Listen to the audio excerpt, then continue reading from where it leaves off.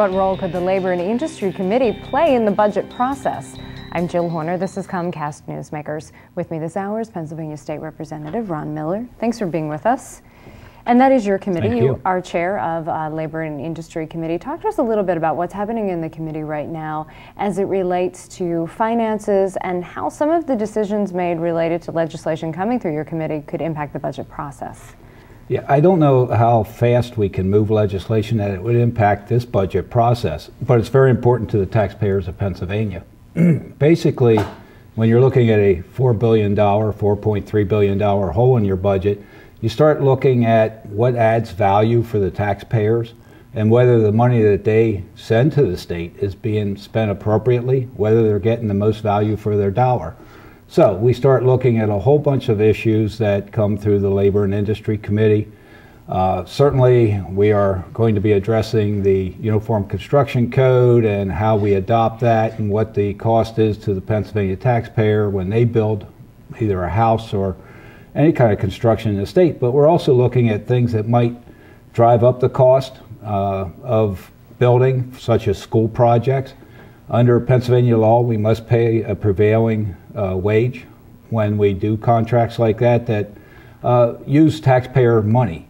Now, what's interesting about that, the initial act of 1961 says it's the prevailing minimum wage. It has come a long ways from being the minimum wage.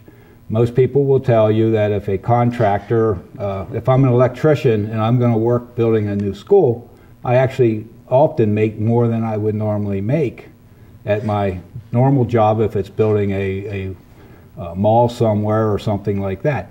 So we need to look at all these and see what is fair, and we need to protect workers and be fair to workers. But what's fair to the taxpayers? So are you looking at everything from the elimination of prevailing wage to small changes to prevailing wage? What's happening within the committee? Well, there's legislation that does many things. One bill certainly would eliminate the prevailing wage. But there's other things you can do. You can look at what it's tied to. For example, there's a data that is collected by the Department of Labor and Industry. That's an occupational wage rate, which tends to be lower than what the prevailing wage gets set at. So if they're already collecting that data, could we adopt that as the index for the setting prevailing wage? But there's other things we can look at. Since this act went into place, the threshold that you have to pay prevailing wage is set at $25,000 on a project. I can tell you that there are many groups out there that were receiving state money or could receive state money for a project, but when it exceeds $25,000, they have to look at paying prevailing wage.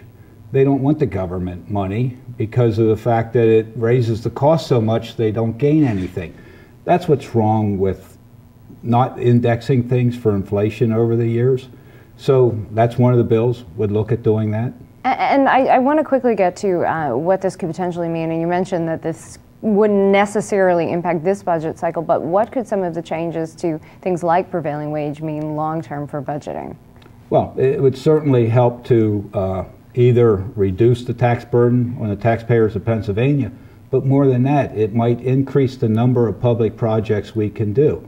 So if we're doing road construction and you have enough money to do 100 miles of road, maybe if we change the index for the prevailing wage, if you eliminate it, you might be able to do 120 miles of roads, replacement, repair, and maybe by just changing the index, you might be able to do 110.